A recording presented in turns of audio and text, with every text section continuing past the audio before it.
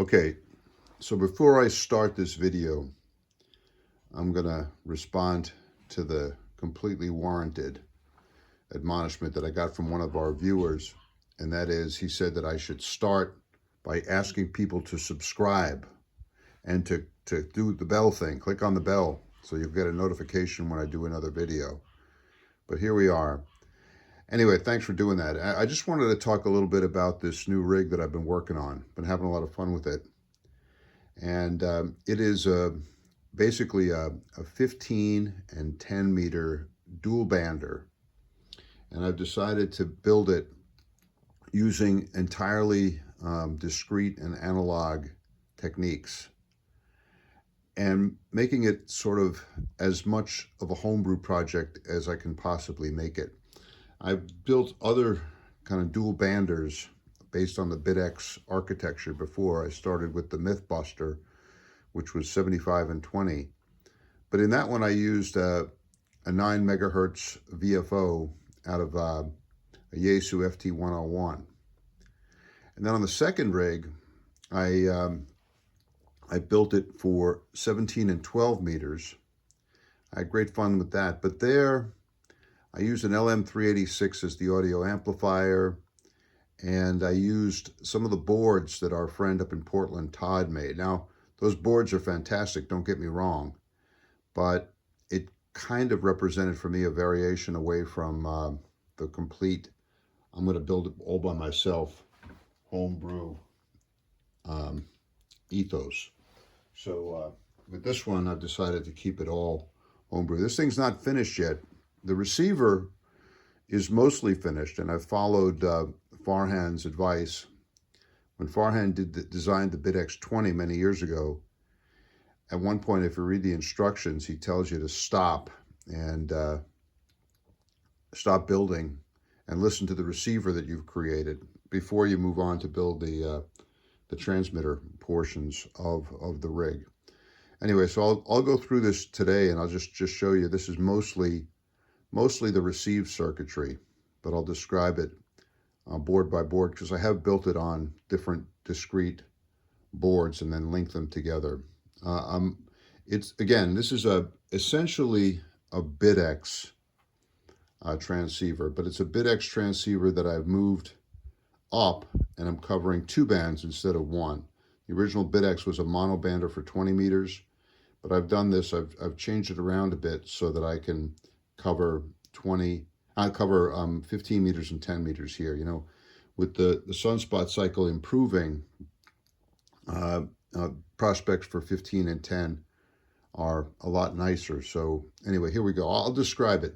So look, nothing's fancy. It comes in here, and 2 bandpass filters, one for 15 and one for 10. I've got the 15 meter bandpass filter hooked up. Now, right off the bat, I'm discovering that the bandpass filters I have in here may be inadequate for the transmitter. This is basically a dual tune circuit bandpass filter, and it's based on the wonderful designs by our friend Hans, G0UPL at QRP Labs. Now, Hans specifies that his bandpass filters are for receive purposes. I think that's wise, but when I looked at them in the Nano VNA, I could see that what's called the image reject problem is there. It's because what's going to happen, well, I'll describe it, but when you're on 15, you want this filter to be rejecting the output that's on 10 and vice versa. And I looked at like what the how much of the 10 meter signal would the 15 meter bandpass filter be passing, and the 10 meter signal is only about 20 dB down, which is not good enough. Maybe it's good enough on receive, but it's not good enough on transmit. So I'm going to build a different set of bandpass filters, maybe with steeper skirts and greater attenuation at what is essentially the image frequency, but I'll talk about the image frequency in a little bit. All right, so from the bandpass filter, it goes to a termination insensitive, or TIA amplifier. This is basically 2 amplifiers. This is the receive amplifier, this is the transmit amplifier. And one of them is turned on and one of them is turned off, depending on which one you power up. Now I've got a kind of a color code here on power. Red is for receive. So the receive TIAs are all powered up. The transmit TIAs are not powered up yet. I built these Manhattan style, obviously, and I used different kinds of transistors as I went through. This one, I think the final one has 2N2222s in the plastic cases, and it works fine. On this one, on the receive side, I have it set for 10 dB of gain. On the transmit side, I have it set for 20 dB of gain, or 23 dB of gain. So that seems to be working pretty well on the receive side. I'll talk about the other TIAs as we go along. Here's a diode ring mixer that I built, and this one is pretty much a standard diode ring mixer, but again, I wanted this to be the kind of the standard diode ring mixer, but I wanted to wind my own toroids. I still have a box of toroids that Farhan left me during one of his previous visits, but I didn't want to use those because I wanted to roll my own my own transformers. I also did something here that the guys at the Vienna Wireless Society thinks kind of weird, and they're probably right. I wanted to have 3 different color wires in there, but I didn't have wires of the same gauge. So I've got some very thin wire, some enameled wire, and some plastic covered wire, and I just twisted them together into trifilar turns and then wrapped them around there. So I did that. And I made the diode ring mixer. All right, from the diode ring mixer, we have another TIA, termination insensitive amplifier. In this case, both sides are at about 20 dB. And from there, it goes into what you can see back here is the 10-pole crystal filter with cone, constant K kind of configuration. And it works pretty well. I looked at the bandpass characteristics in the Nano VNA. I had some trouble at first because I had a bad test lead on the Nano and VNA, and it was giving me some really ugly bandpass characteristics. Now, this TIA here, let me go back here a second. This TIA here, I think I built with 2N3904s. And I think you have to be careful because I think there are some bad 2N3904s out there. I don't think anybody's actually counterfeiting them, but I think sometimes they'll take the factory rejects and sell them. So I think that's what may be happening. But I got some good ones. I put it in there, and everything was looking good. The filter is at 25 megahertz. Again, 10 crystals at 25 megahertz, and it works out real well. This is the first TIA that I built, and I built this one using 2N2222As in metal cans, and it also provides, I think, about 20 dB either way. Now, the center of the whole thing, I don't want to neglect this, but this is the center of the whole thing. This is the VFO, and this coil, I just happened in my junk box to find it.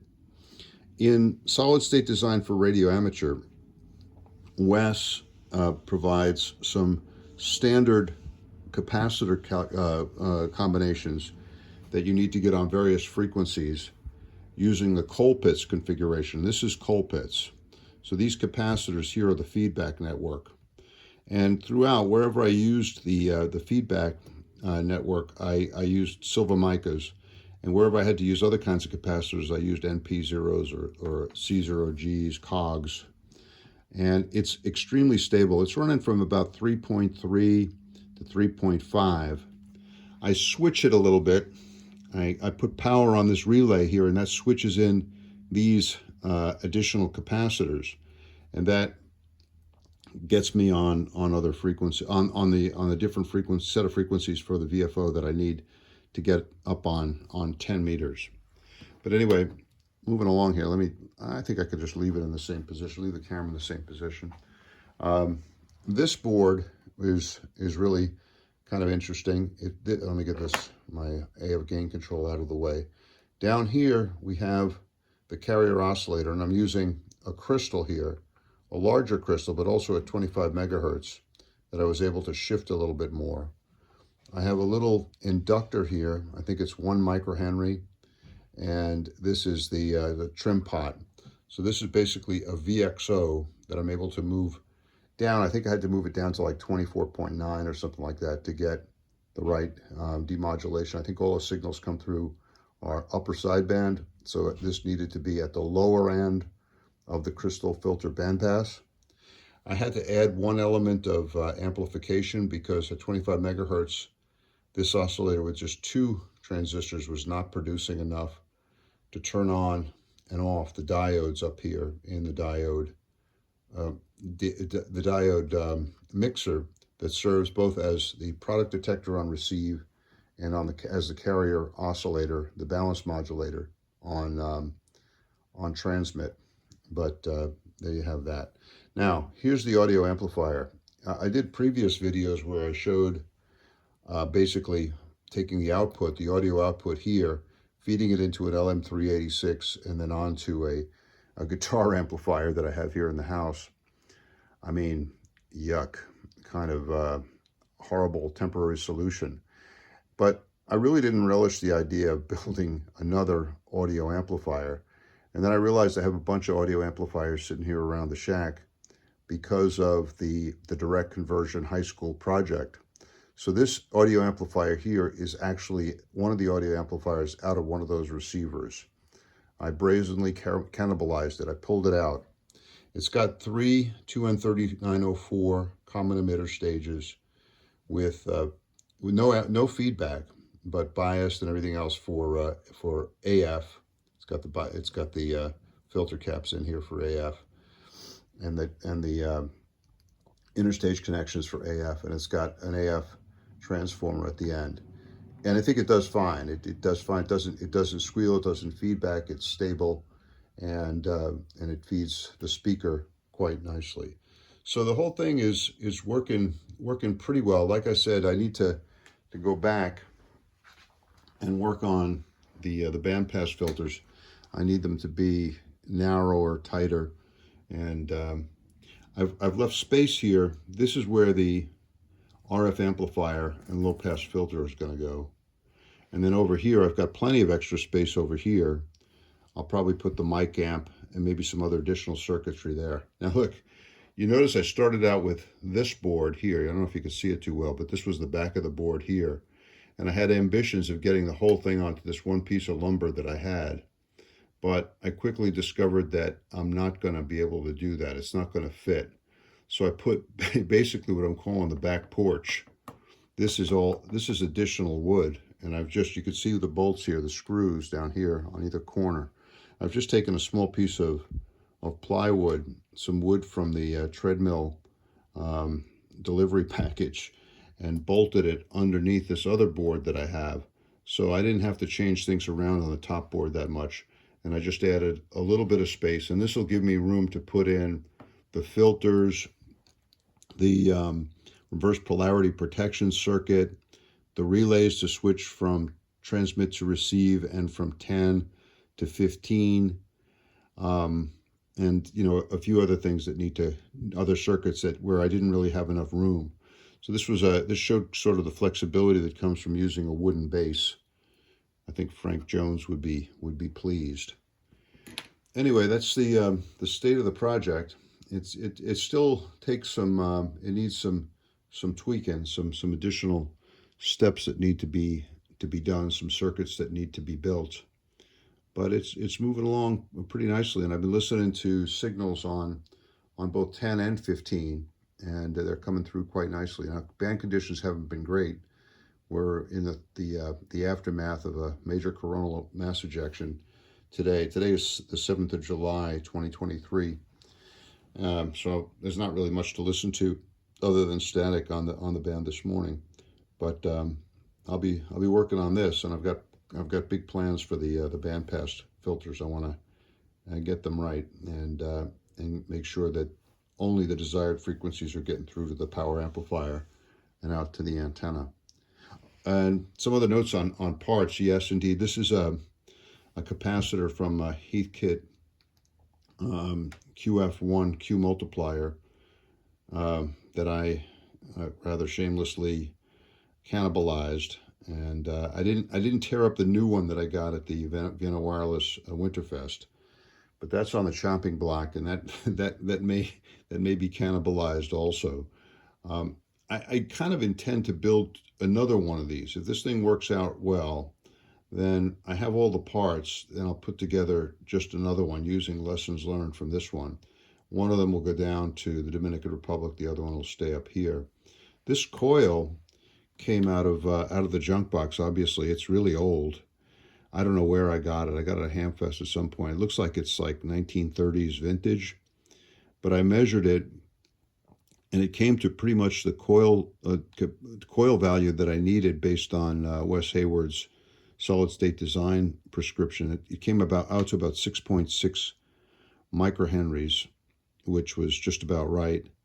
So I was able to get the thing in there. You know, building the VFO is a whole bunch of cut and try, and you have to just you can be guided by the stuff in books like SSDRA, but ultimately I think you have to actually build the thing and see where you end up in terms of frequency.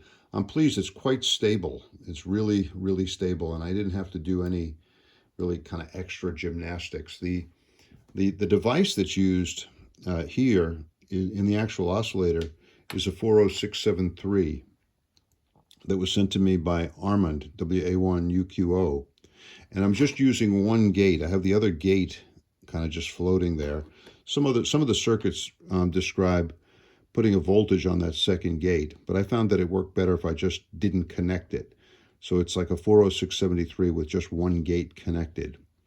And it's, like I said, Colpitts configuration. That's how you get the feedback, using silver micas in the Colpitts.